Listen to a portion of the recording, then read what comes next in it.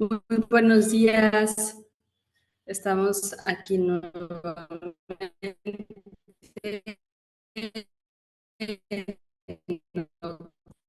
otro sábado por la mañana del Círculo de Lectura de Desescolarizarte. Continuamos con este libro bastante profundo, fuerte, reflexivo, que se llama Respondona. A mí me gustaría dar inicio a los últimos, que se llama La Revista. En varias mencionado a lo largo de, como de un seudónimo, ¿verdad?, a esta personalidad a la cual eh, a ella le ayuda manejarlo de esta manera para poder identificar historias de ella.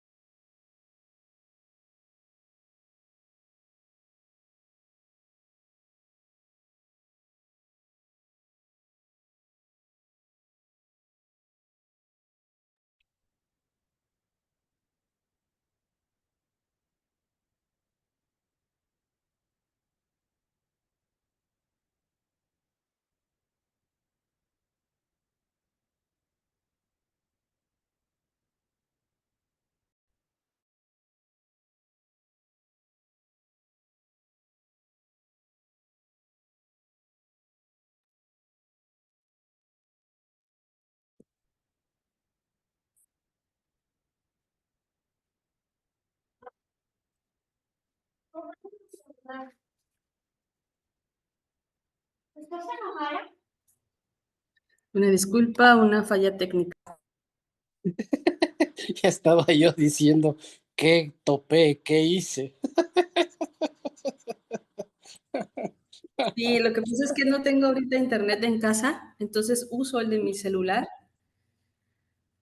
Eh, entonces también estaba un poquito ahí inestable, y tuve que levantarme ahí para poder otra vez tener en orden, pero ya veo que sí, sigue grabando. Ok, bueno, como les comentaba, eh, esta semana me entero que uno de mis profesores durante la secundaria, pues falleció hace como 5 días.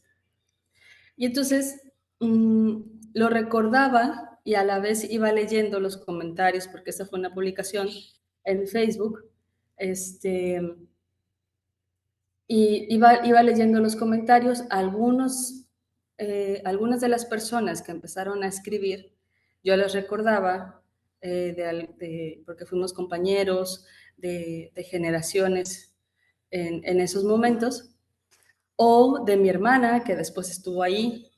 Entonces, me llamó la atención el tipo de comentarios que ahí se empezaban a poner. Este profesor también era locutor y en efecto tenía muy buenas cualidades. Tenía una muy buena voz, era orador, todas estas habilidades, y que además a él le encantaban. Muy buen conversador también, mucho tema de plática. Le gustaba la cultura, leer, entonces era amplio. Sin embargo, yo recuerdo que a las mujeres en la secundaria, cuando él estaba en su clase, nos trataba con mucho cariño. Y entonces, a las que él consideraba las más bonitas en ese momento, nos invitaba a pasar a su escritorio y nos agarraba la mano y nos acariciaba el brazo, nos abrazaba, y así era. Y esto era algo muy incómodo. Y a los hombres que no tenían la respuesta correcta que él estaba preguntando, o que o que a lo largo de la dinámica de la clase, él era muy ofensivo cuando los hombres no se comportaban de la manera en que él esperaba o deseaba. Entonces les decía, eres un bobón. Y de ahí, esa era su frase favorita, eres un bobón. Y de ahí nadie lo bajaba. Entre otras. Entonces, también algo muy común en él era esta parte de señalar quién era feo, quién era guapo, quién era bonita y quién no tanto. Y esta parte de acercamiento tipo romántico hacia las niñas era bastante incómodo y era lo que yo recuerdo. Entonces, conversando con mi mamá, porque mi mamá trabajaba también en el medio, y ella me platicaba que él así era también con los adultos, con las compañeras maestras, como que era medio resbaloso, medio que se pasaba. Y entonces, al leer los comentarios, yo leía esto de que nunca se me va a olvidar cómo nos decía, eres un bobón. Pero recuerdo que era muy bueno y su clase me interesaba y así. Y entonces, muy seguido esta frase. Y, y entonces, como Respondona, la verdad es que nos invita a reflexionar y a tener un pensamiento crítico hacia todo.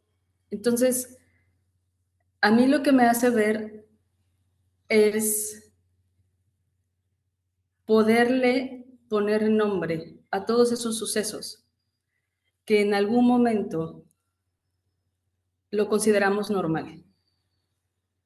Ay, pues es normal que me agarre la mano y que me diga que soy hermosa, o que quiere un abrazo mío, o me abraza sin pedírmelo. Pues es normal.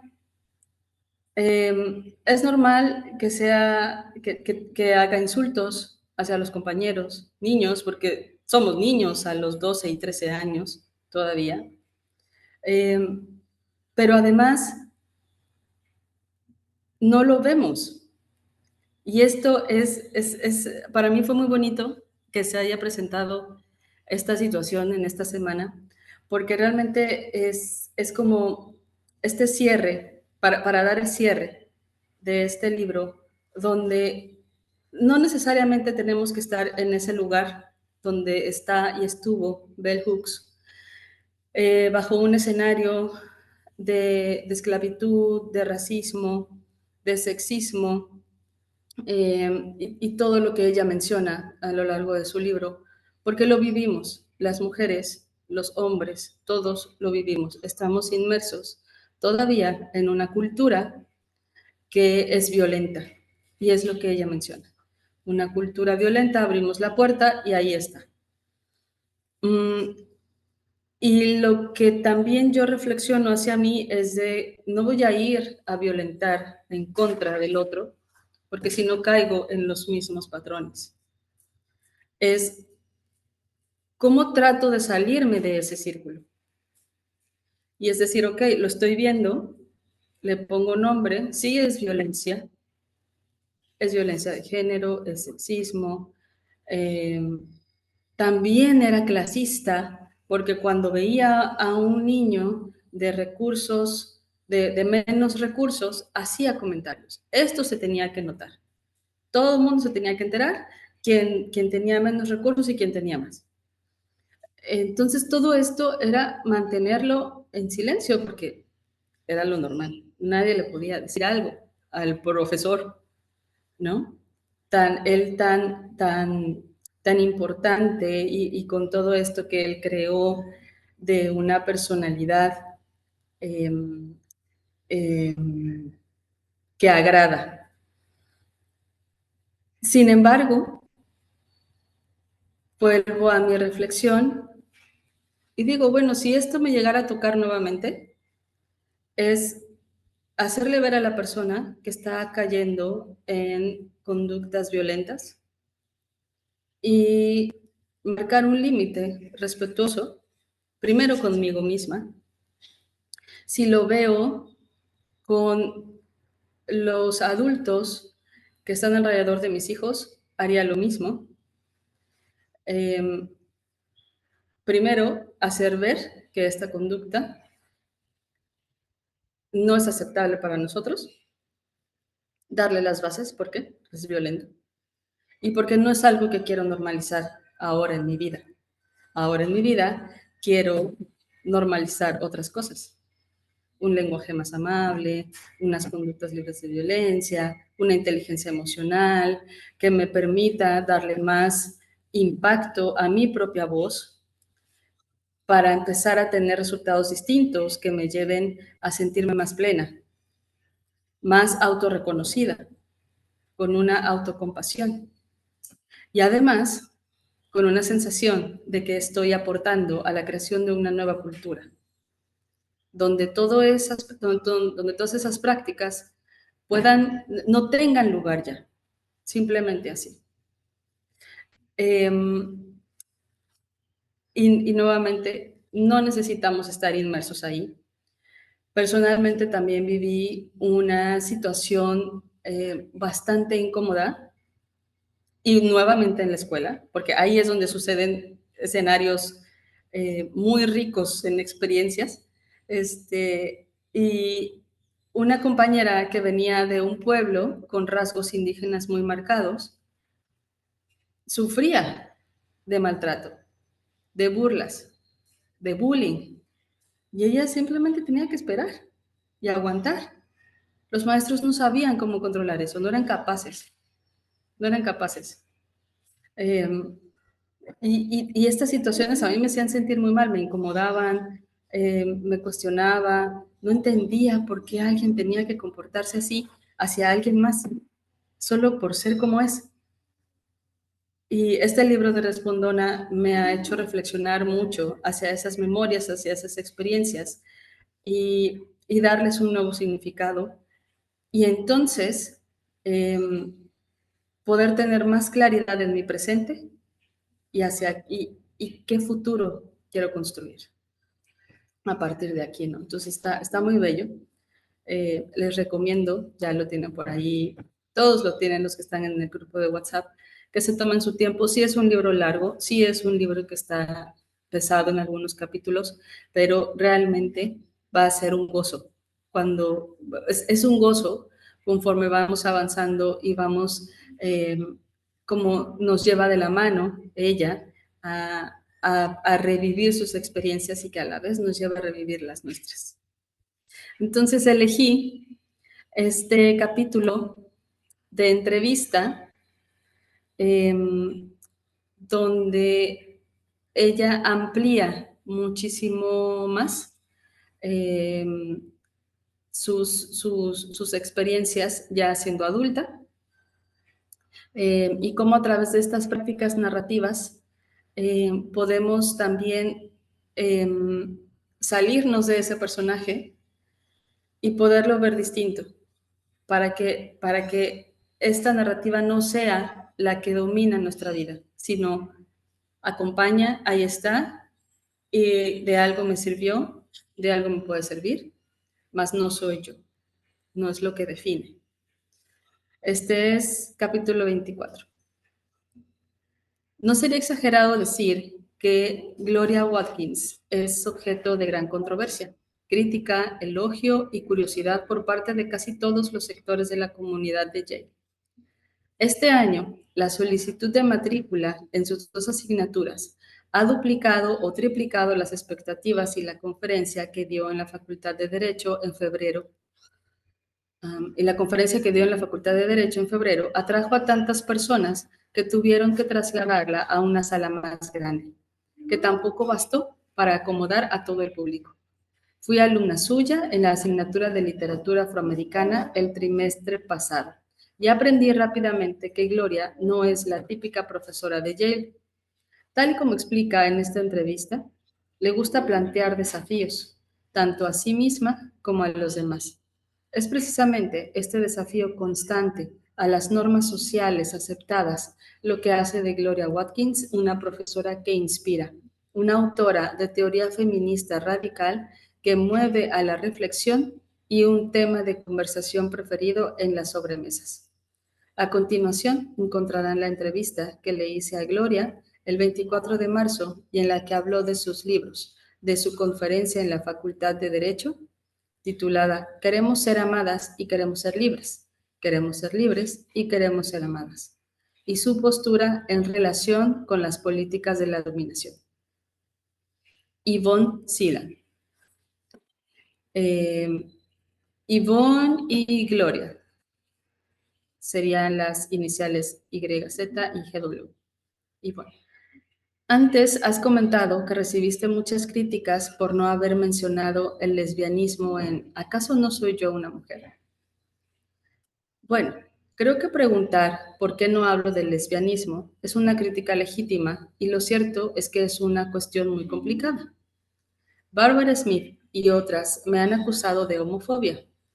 Recuerdo que cuando conocí a Adrienne Rich, me dijo que no le gustaba lo que había hecho con las lesbianas en ¿acaso no soy yo una mujer? Y le pregunté qué les había hecho. Sentían que, al silenciarlas, demostraba mi homofobia. Creo que la homofobia tiene que ver con personas que tienen miedo y que tienen prejuicios contra las personas homosexuales. Y, ciertamente, el silencio puede ser una expresión de ello. En cuanto a ¿acaso no soy una mujer? Como ya sabrás si lo has leído, es un libro polémico, crítico a casi todo el mundo y huelga decir que cuando las lesbianas aparecían en el libro, aparecían en el manuscrito original, lo hacían en un contexto crítico. Mi editora en la época, una mujer blanca lesbiana, creyó que tendría que haber dicho cosas más positivas acerca de las lesbianas. Básicamente, yo criticaba que se equiparara el feminismo con el lesbianismo y también planteaba la cuestión de si hasta cierto punto las mujeres lesbianas tienen más en juego en el movimiento feminista, en el sentido de construir una cultura, de construir lugares de reunión distintos. Nuestra discusión se centraba en que ella afirmaba que si yo planteaba todas esas críticas, también debía decir cosas positivas. En aquel momento estaba harta de escribir. Llevaba años escribiendo. Así que le dije que no pensaba escribir más. Sin embargo, también le dije que era consciente de que vivíamos en una cultura homófoba y de que corríamos el riesgo de que al hablar de un modo crítico acerca de las personas homosexuales sin compensarlo con comentarios positivos, contribuyéramos a perpetuar la homofobia. Así que eliminé absolutamente todos los comentarios en los que aparecían las palabras homosexual o lesbiana. Y por eso ahora, Cheryl Clark dice de mí en Homegirls que Bell Hooks es tan homófoba que ni siquiera puede usar la palabra lesbiana. No puse el adjetivo lesbiana junto a sus nombres. ¿Significa que eso las estoy silenciando? Le dije que no había mencionado la preferencia sexual de nadie junto a sus nombres. Estas cuestiones me resultan muy complejas. Creo que había diferencias ideológicas más profundas que quedaron ocultas tras la crítica más general de homofobia. Y bueno, ¿crees que esa crítica te influyó cuando escribiste Feminist Theory, From Margin to Center? Porque es evidente que hablas mucho más del heterosexismo y de la homofobia y de cómo afecta a Gloria. Creo que una de las cosas que tuve que asumir es que todo es un proceso. Hay que recordar que cuando empecé a escribir, ¿acaso no soy yo una mujer? Tenía 19 años. Escribí gran parte del libro en Palo Alto y en Wisconsin. Y para cuando llegué a Feminist Theory, From Margin to Center, vivía en el área de la Bahía de San Francisco. La mayoría de mis alumnas eran lesbianas y vivía a media jornada con una pareja de lesbianas en San Francisco. Lo que quiero decir es que toda mi perspectiva había cambiado de múltiples maneras y, bueno, se había expandido durante el proceso de aprendizaje y de interacción mientras daba clase en la Universidad Estatal de San Francisco. Creo que muchas de esas experiencias moldearon Feminist Theory from Margin to Center. No quiero restar importancia a que me sentí muy dolida, a que me hizo mucho daño como persona, que siempre se había sentido muy antihomófoba y que en su vida cotidiana se esforzaba siempre en enfrentarse a la homofobia.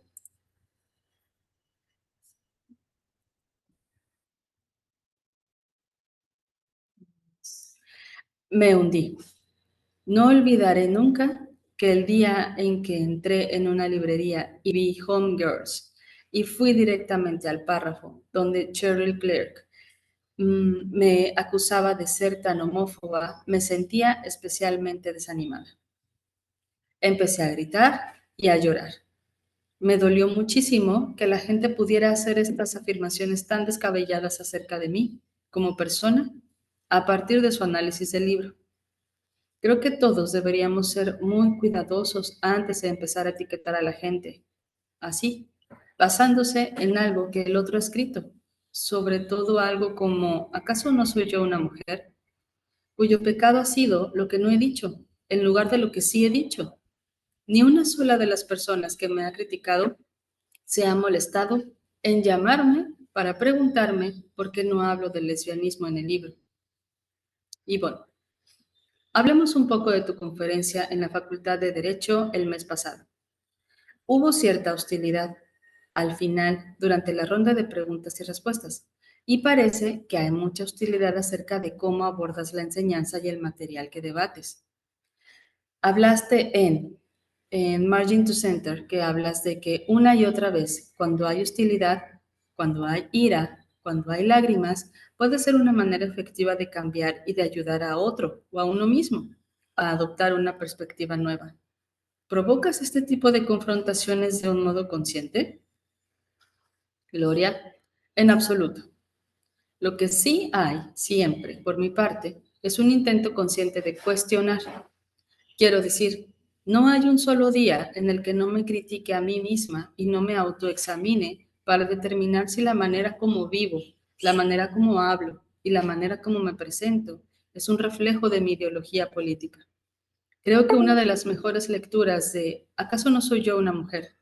Al menos para mí, fue la de una alumna blanca de Santa Cruz, una alumna de posgrado, Katie King. Me dijo que sentía que siempre le pido a todo el mundo que cambie de paradigma y que siempre le pedimos a alguien que cambie de paradigma. Responde con hostilidad. No sentí que fuera hostil durante la conferencia en la Facultad de Derecho. Creo que lo que hice fue afirmar el poder. No creo que lo afirmara con la intención de dominar, pero lo afirmé. Con frecuencia me da la sensación de que gran parte de la hostilidad que la gente siente hacia mí se debe a que vivimos en un mundo en el que las mujeres no suelen afirmar su poder y la gente se enfada cuando alguna lo hace. Siento que a las mujeres no se nos permite adoptar un estilo distinto al maternal. Es decir, la gente elogia a los profesores varones excéntricos o lo que sea, pero si una mujer presenta exactamente las mismas características, es objeto de escrutinio y de críticas. Creo que durante la conferencia me mostré muy abierta, muy compasiva y muy vulnerable. Durante los ruegos y preguntas no fui ninguna de esas cosas. Estaba cansada, y cuanto más cansada estaba, menos dispuesta estaba a llevar la carga de la conversación. Una de las cosas que dije fue que, en la mayoría de los casos, intento devolver la pregunta a mi interlocutor, pero, de nuevo, trabajamos en un paradigma en el que normalmente los oradores son muy afectuosos durante los ruegos y preguntas, son muy receptivos, o al menos adoptan una actitud de receptividad, y yo no lo hice en absoluto. De hecho, me sorprendí a mí misma. Nunca había sentido una división tan fuerte, pero creo que la conferencia me resultó muy dura. Creo que no me dieron demasiado margen en términos de lo difícil que es hablar acerca de la dominación masculina en un lugar donde ciertamente no se habla de dominación a diario, y la dificultad de dar una conferencia en un lugar en el que además hablas de tu vida personal. ¿Cuánta gente aquí intenta integrar la experiencia personal en su trabajo teórico y analítico? No mucha. Todo esto hizo que la conferencia me resultara muy estresante. Además, me resulta interesante que, ya antes de empezar a hablar, dije en varias ocasiones que estaba cansada, pero eso no hizo que la gente cambiara ni un ápice sus expectativas. Me impresionó ver que la mayoría de los comentarios que recibí tuvieron que ver con el periodo de ruegos y preguntas, en lugar de con la conferencia en sí misma. Yvonne, ¿crees que es algo que te sucede con frecuencia? ¿Que la manera en que presentas algo desvía la atención de lo que dices? Gloria, sí, y creo que deberíamos desconfiar mucho de eso. La gente no quiere hablar de la dominación masculina. Qué cómodo resulta transformar una conversación sobre la dominación masculina en una crítica hacia mi persona. Hace poco hablé en un festival de cine de mujeres negras y fue interesante, porque se suponía que el tema de conversación iban a ser las mujeres negras y cómo encontrar una voz femenina negra. Ni el público ni los miembros de la mesa de debate se centraron en las mujeres negras. Sin embargo, eso parece lógico en una cultura en la que las mujeres negras estamos en lo más bajo del tótem social y económico.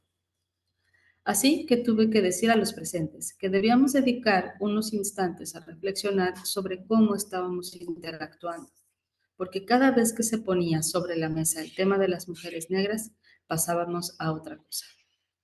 Quería que reflexionáramos sobre la dificultad que experimentamos nosotras mismas a la hora de hablar de las mujeres negras, de tomarnos en serio la experiencia de la mujer negra. Me da la sensación de que esto es algo habitual en todo lo que tiene que ver con el feminismo. La gente desvía la atención de todo tipo de maneras. Y bueno, ¿acaso no soy yo una mujer? Y en Feminist Theory from Margin to Center, comentas que la gente te pregunta continuamente qué es más importante para una mujer negra, si la cuestión del racismo o la cuestión del sexismo. Y creo que intentas decir que ambos están relacionados y tienen la misma importancia. Sin embargo, en alguno de tus argumentos se percibe que las cuestiones relacionadas con el racismo tienen cierta prioridad, que es más endémico de nuestra sociedad, de las culturas que dominan y oprimen a las personas. Gloria. Bueno, una de las cosas que sin duda he intentado decir es que hemos visto muchos más cambios estructurales en la posición de las mujeres y sobre todo de las mujeres blancas y de las mujeres privilegiadas de nuestra cultura, de los que hemos podido ver en relación con la raza.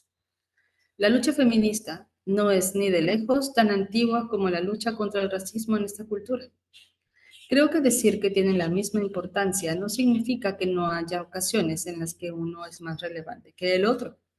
A medida que me voy haciendo mayor, creo que la cuestión del sexismo y de la dominación de género me obsesiona mucho más y pienso que es porque a medida que mi posición se ha ido consolidando, muchas de las cosas a las que me he tenido que enfrentar en relación con la raza se han ido volviendo menos problemáticas que las cuestiones de dominación interpersonal, etc.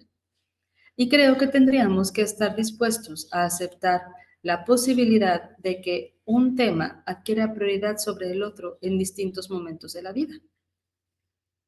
Y bueno, en Feminist Theory, From Margin to Center, hablas de las cosas que causan divisiones en términos de sororidad y en la falsa sensación de vínculo por la opresión compartida. Pero ¿acaso no es precisamente esa opresión compartida o la percepción de opresión compartida lo que reúne a las mujeres alrededor del feminismo? ¿Acaso no es necesaria? Gloria. No parece que lo sea, Ivonne, al menos en términos de mujeres negras y blancas, porque nuestra sensación de opresión es muy distinta. O digamos, por ejemplo, mujeres blancas y mujeres de color. Creo que esta también es una cuestión muy compleja.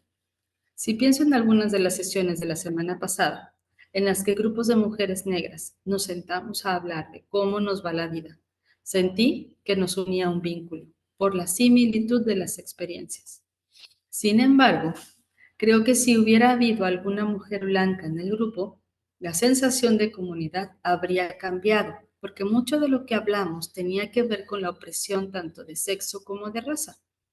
Por supuesto, se puede forjar un vínculo a partir de experiencias compartidas y de la experiencia compartida de la opresión, pero no es un vínculo que trascienda las líneas de raza, clase y etnia. Creo que es un vínculo que podemos forjar, pero también creo que debemos insistir en un vínculo que se base en el compromiso político con el feminismo.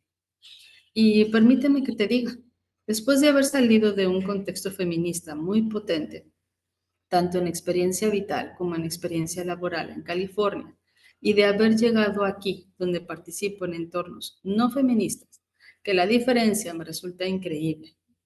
Por ejemplo, el otro día estaba en una mesa de debate junto a dos mujeres que no estaban comprometidas con el feminismo. Y eso marcó una gran diferencia en cómo nos tratamos las unas a las otras, como mujeres y en el devenir del debate. Para mí es maravilloso y fantástico poder forjar vínculos con otras mujeres y con hombres a partir de un compromiso compartido con el feminismo.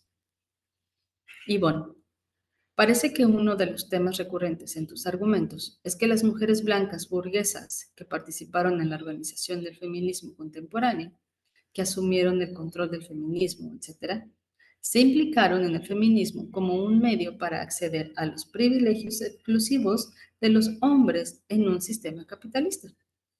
Dices que las mujeres que han llegado al poder no hacen nada distinto con ese poder, que hacen lo mismo que los hombres. ¿Crees que es un fallo fundamental en el feminismo contemporáneo que éste se construyó como vínculo para que las mujeres se pudieran aprovechar más del sistema capitalista? Creo que es importante que la gente lea obras como The Radical Future of Liberal Feminism de Sheila Eisenstein, que intentan documentar que el feminismo es un movimiento liberal y que insisten con fuerza en la necesidad de reforma. El movimiento por los derechos civiles también insistía mucho en la reforma y creo que ha sido una especie de tradición que, a excepción del comunismo o de otros movimientos anticapitalistas, el objetivo principal de la mayoría de los movimientos reformistas en el marco del capitalismo ha sido la lucha por algunos de los privilegios que ostentan las personas en el poder. Por lo tanto, en este sentido, no creo que el movimiento feminista contemporáneo sea único, pero al mismo tiempo, creo también que constituyó la base de un movimiento que excluye automáticamente a gran cantidad de personas. Por ejemplo, pensemos en algunos de los gestos simbólicos que caracterizaron los inicios del movimiento. La quema de sujetadores, las protestas ante el concurso de Miss América. Y si los gestos simbólicos hubieran sido mujeres protestando por las condiciones de trabajo en una fábrica, eso hubiera ejercido sobre nuestra conciencia un impacto mucho más radical que la imagen de personas quemando sujetadores o algunos otros de los gestos simbólicos que los medios de comunicación populares han considerado indicadores de la dirección del movimiento feminista. Y por mucho que la gente diga que el feminismo no va de eso en realidad, dará lo mismo si eso se convierten en los símbolos que el público general reconoce. En cierto sentido, si la población percibe así el feminismo, deberíamos pararnos a pensar, ¿por qué no elegimos símbolos más potentes en términos de intención política? Yvonne, en Feminist Theory, From Margin to Center, criticas la afirmación de Sheila Eisenstein de que el feminismo liberal puede ser radical. ¿Tú crees que no es así? Por ese tipo de gloria. Bueno, no creo que ningún movimiento donde la gente imagine que podemos mantener los privilegios de clase del capitalismo al tiempo que aplicamos cambios radicales pueda ser radical.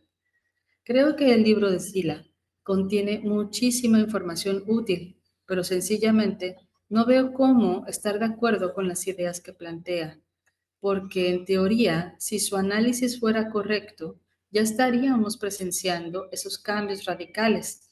Y lo cierto es que presenciamos justo lo contrario, una regresión, un alejamiento de las preocupaciones feministas. Y bueno, en el capítulo Rethinking the Nature of Work, planteas que la idea de acceder al mundo laboral para lograr la liberación no es atractiva para las mujeres pobres, las mujeres que no son blancas, las mujeres de clase baja. ¿Quiere esto decir que no es importante que las mujeres que no tienen un trabajo remunerado logren cierto nivel de independencia económica? ¿O es que el trabajo no tiene un potencial liberador dado el contexto capitalista? Gloria.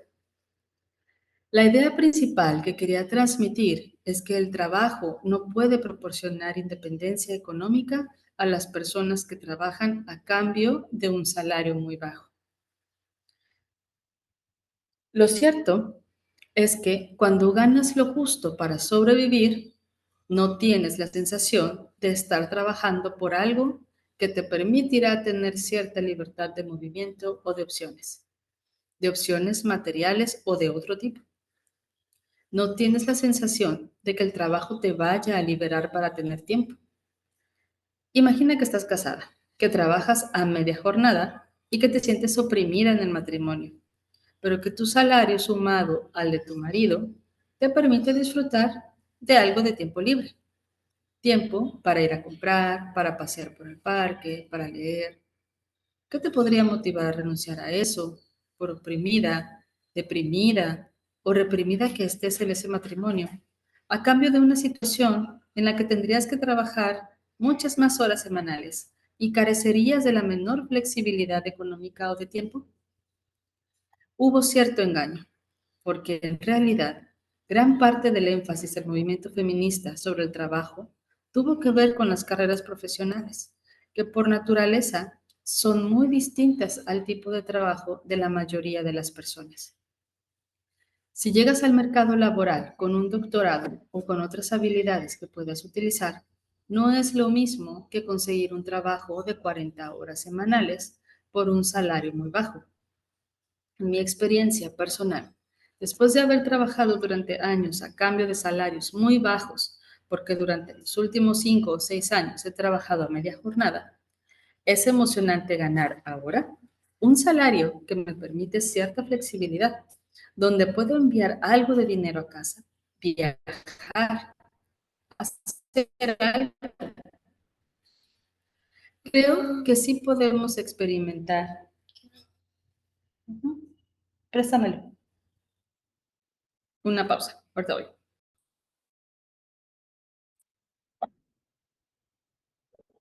Bueno, seguimos. Creo que sí podemos experimentar como liberador ese tipo de trabajo, pero el tipo de trabajo en el que al final de mes no te queda dinero, que no permite que tu vida cambie de forma significativa, no lo podemos experimentar como liberador. Pausa y risa. No te olvides de incluir la risa, más risas.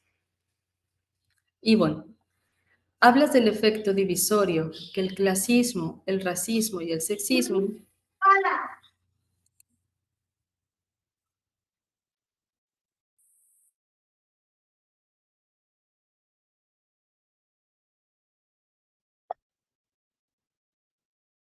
Continuamos. Y bueno, hablas del efecto divisorio en que el clasismo, el racismo y el sexismo ejercen sobre la solidaridad entre mujeres.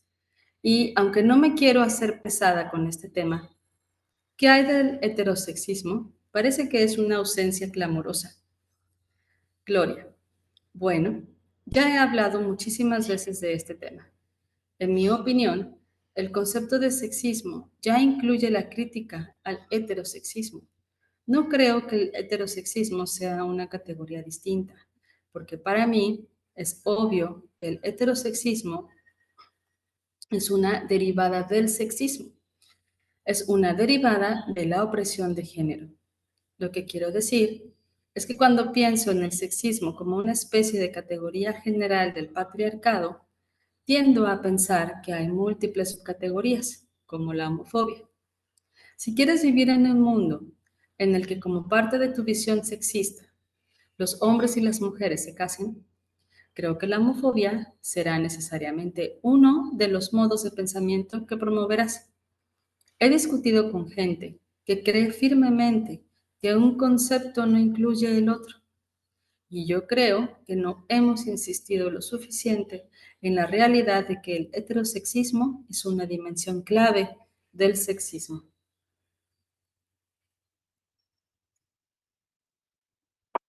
Ivonne, ¿pero no crees que en sus manifestaciones específicas, en términos de su capacidad divisoria entre las mujeres, no crees que merece una mención explícita?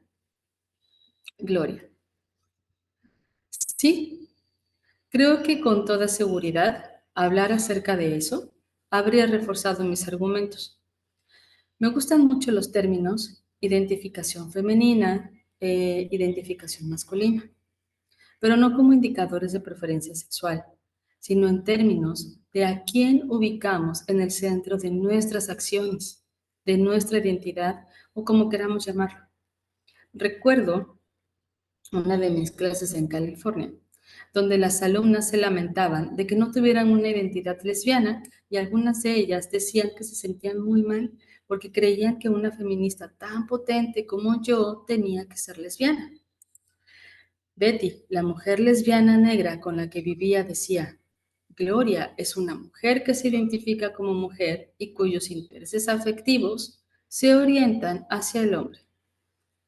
Creo que la sensación general de preocupación por todas las mujeres, de que cuando vemos a una mujer con problemas sintamos cierta sensación de unidad. Eso es lo que me viene a la mente cuando pienso en qué significa identificarse como mujer. Cuando estoy en círculos no feministas, hablando, percibo con claridad qué significa eso. En términos de mujeres, cuidando de mujeres. En términos de mujeres, reconociendo a mujeres. En una conferencia a la que asistí hace poco, me sorprendió mucho que las mujeres que formaban parte de la mesa de debate no se miraban entre ellas, miraban directamente a los hombres, hablaban con los hombres, se ocupaban de los intereses de los hombres, etc. Si en esa sala todas nos hubiéramos identificado como mujeres, en el Festival de Cine Femenino Negro, no habríamos tenido dificultades para poner a las mujeres negras en el centro del discurso. La sensación de que las feministas de verdad son lesbianas surgió de esa sensación de lo que significa identificarse como mujer. Como probablemente ya sepas, hay muchas mujeres lesbianas que no sienten esa solidaridad política con el resto de las mujeres. Ivonne, en la conferencia en la Facultad de Derecho, hablaste de las lesbianas que se visten como hombres y que adoptan esos avíos del poder. ¿Serían ellas mujeres que se identifican como hombres? Gloria. Bueno, con algunas de mis mejores amigas, cuando hablábamos de estas mujeres, las llamábamos niñas de papá, porque muchas de ellas, y odiando de verdad a decir que no soportaba la indefensión de su madre y que su modelo de persona con poder había sido su padre. Y esas mujeres están ahí. Quizá mantengan relaciones sexuales con otras mujeres, pero muchos de sus mejores amigos son hombres. De hecho, se identifican más con los hombres que con las mujeres. Y en cierto sentido, se convierten en hombres honoríficos, que al igual que los hombres, se acuestan con mujeres, pero no tienen una sensación de respeto general hacia ellas. En realidad, pueden sentir un gran desprecio hacia las mujeres que no demuestran la misma fuerza y asertividad, etc. Recuerdo un periodo de mi vida, cuando era estudiante de licenciatura en la universidad, en el que quería que la gente me tomara más en serio. Sentí una verdadera necesidad de cortarme el cabello y de llevar ropa que no sugiriera sexualidad ni sensualidad. Una de las cosas que diría es que la mayoría de la ropa masculina no evoca sexualidad ni sensualidad, sobre todo si pensamos en los colores de la ropa que llevan los hombres. Pensemos, por ejemplo, en el traje masculino o incluso en el tipo de ropa del que hablé en la conferencia, el uniforme de los hombres de la clase trabajadora. Mi padre fue empleado de mantenimiento en la oficina de correos de nuestra ciudad durante más de 30 años y siempre llevaba ropa de colores apagados. No hay la menor sugerencia de sexualidad ni de sensualidad en esa vestimenta. En cierto sentido, una de las cosas que sabemos es que corresponde a las mujeres ser sexuales y sensuales y que corresponde a los hombres, en el marco del patriarcado y del sexismo, conquistar esa sexualidad. La ropa que vestimos es un significante de esa expectativa. Sé que cuando quería que me tomaran en serio como una mujer joven, intelectual y pensante, sentí la necesidad de destruir esos signos de sensualidad y de sexualidad de mi ropa. Para mí fue fantástico. Ya sabes lo muchísimo que me interesa la moda. Una vez que estuve en España, en Barcelona, hace un par de veranos y pasaron los basureros. Todos llevaban uniformes de naranja encendido y me encantó. Recuerdo que al crecer los basureros siempre me desagradaron porque me parecían sucios. Uno de los muchos artículos que quiero escribir acerca de la moda tiene que ver con lo mucho que esta cultura convierte el trabajo en la identidad de la persona. Cuando vi a esos hombres me alegré, porque tenían un aspecto luminoso, feliz, eran personas a las que podías mirar. Normalmente los basureros llevan un uniforme gris y apagado, en absoluto atractivo, porque no les separa de la tarea que llevan a cabo. No es algo que nos recuerde su humanidad y su identidad como personas. Y bueno, gran parte de tu análisis recupera la idea de que el capitalismo refuerza los sistemas de opresión. Corrígeme si me equivoco.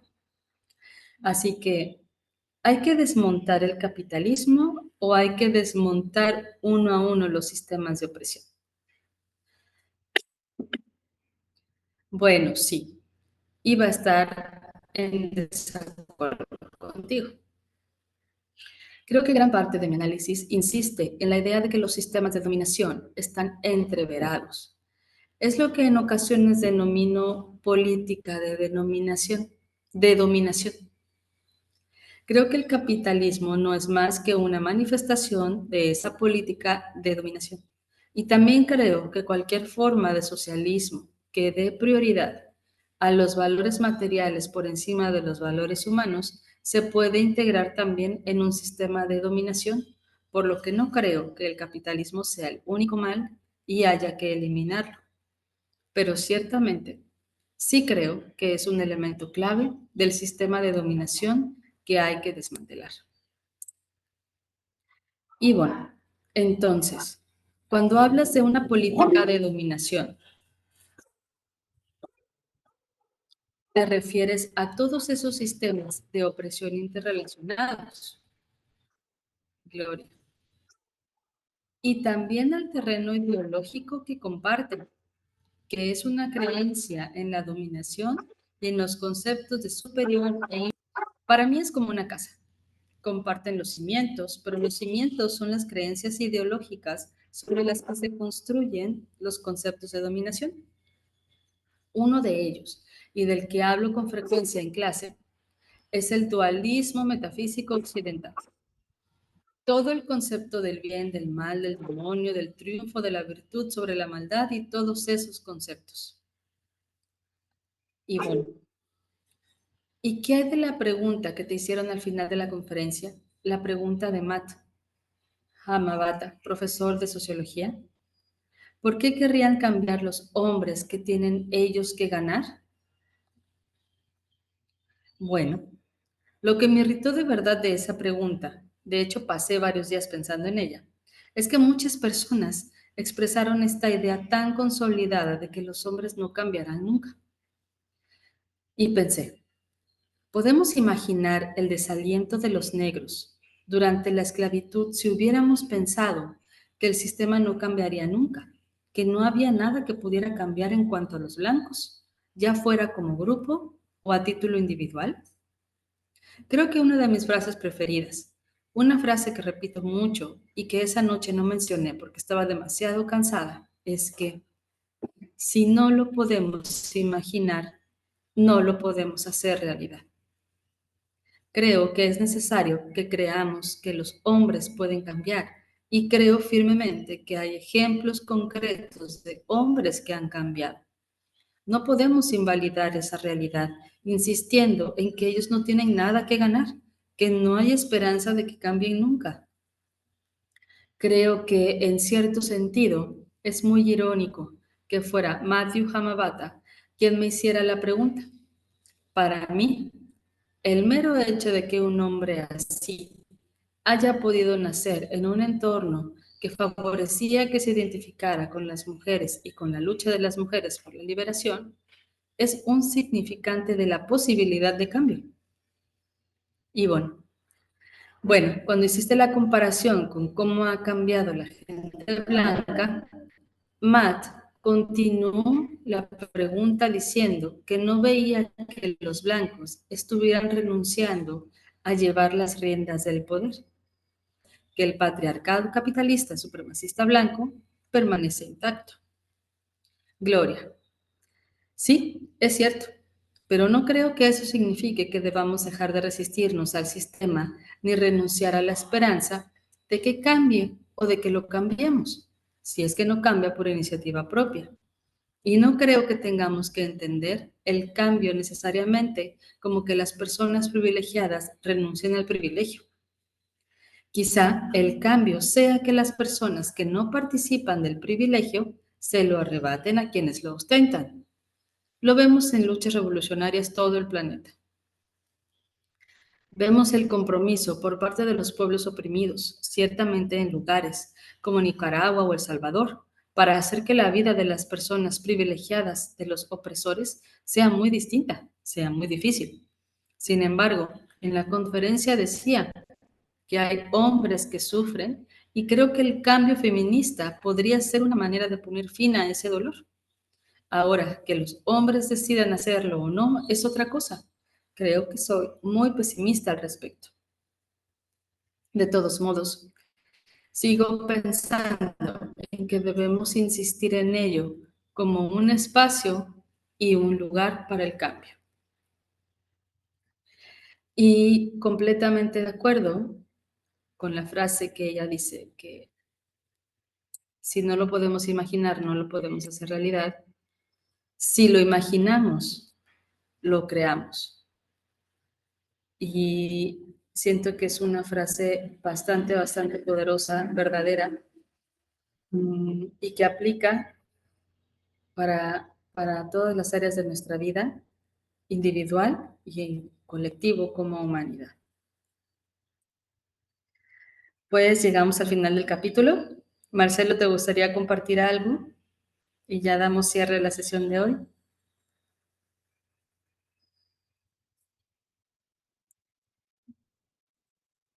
No te estoy escuchando. Ahora sí. Ya, va. Ya. Sí, por supuesto. Indudable que al leer este texto da para pensar muchas cosas, para reforzar muchas más y para, en mi caso al menos, es reforzar la idea de que uno en el metro cuadrado puede hacer el cambio.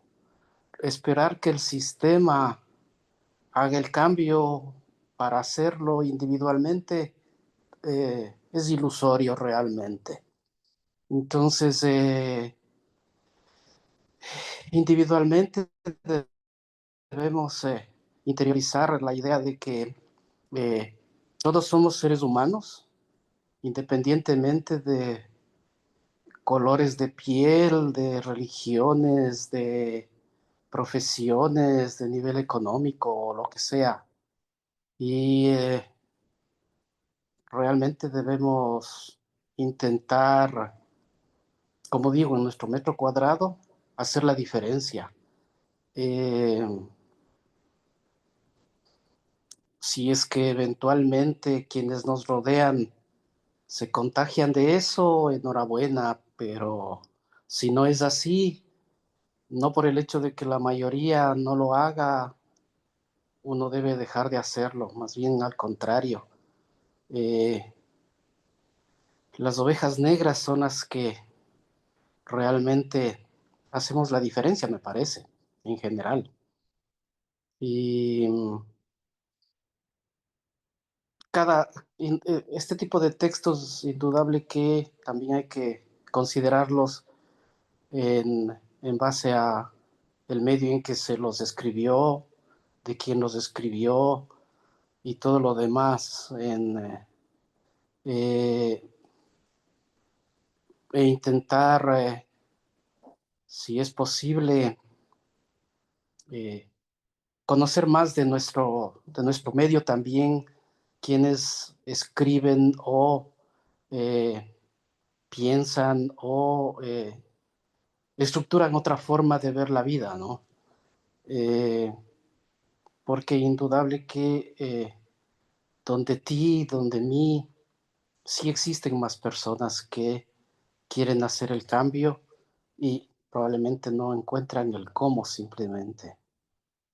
O también es una realidad que eh, una vida cómoda, una vida burguesa, una vida dentro del sistema, cuando tienes recursos, por supuesto, eh,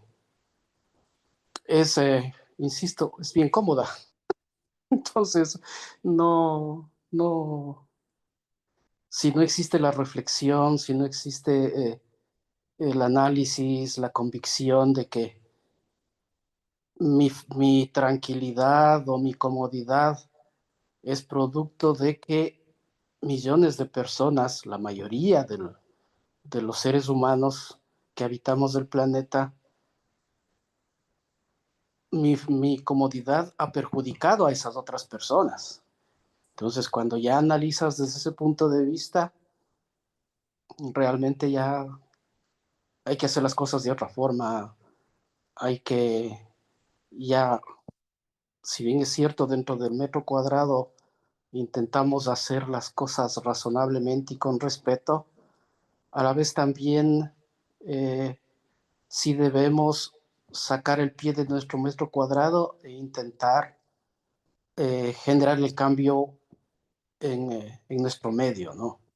No solo quedarnos en nuestro metro cuadrado, en ese sentido. Esas son mis reflexiones en, eh, en lo que acabamos de escuchar y en general en la vida realmente, porque la vida es así, me parece. Una cadena de inspiraciones, ¿no? Exactamente, sí, sí, sí, así es, sí, ni a dudarlo, sí, claro que Y sí, también creo que el trabajo de divulgación, de sensibilización, ¿no? De llevar todos estos temas a la luz en escenarios donde quizá no se quieren ver o simplemente no llega a esto, creo que también es importante porque en algún momento a mí me pasó realidades que yo desconocía y que a lo largo de la vida aún sigo descubriendo y ayudan a una mayor conciencia, ¿no? claro, sí, por supuesto, indudable. Aquí estamos tú y yo, pero a la vez estás grabando esto y alguna persona que en algún momento lo escuche, es posible que encuentre lo que está buscando, probablemente. Entonces, aparentemente, solo tú y yo no vamos a hacer el cambio, en teoría, ¿no? Pero quién quita que sí sea la semilla para algo y no por eso vamos a dejar de hacerlo, ¿no? O sea, ese es el punto indudable. O sea, y si yo me veo en el espejo y soy solo yo, en, también es válido y no hace falta la aprobación exterior para seguir haciendo lo que consideramos razonable, ¿no? Absolutamente de acuerdo. Así es. Aquí se queda para quien lo busque y lo pueda encontrar. Claro que sí, por supuesto, indudable. Te agradezco mucho que te hayas enlazado hoy y que hayas permanecido y hayas compartido conmigo tus reflexiones. Muchas gracias. No, más bien a ti, muchas gracias y espero eh, seguir participando. Ojalá los tiempos y todo eh, ayuden a poder meter un poco el hombro en este tipo de programas y de experiencias realmente. Son súper válidas y sí, sí, sí. Hay que seguirlo haciendo. Por supuesto, ahí les estaré enviando los libros que siguen y más actividades, porque vamos a tener más cositas a partir del próximo fin de semana. ¿Ok? Maravilla y que el que seamos dos no sea un limitante para dejar de hacerlo. Así es, absolutamente. No ha sido jamás y no lo será. ¿Ok? Un gusto y muchísimas gracias. Un Que excelente tengas día. un buen sábado, buen fin Que de estés semana. bien. Bye. Chao, chao.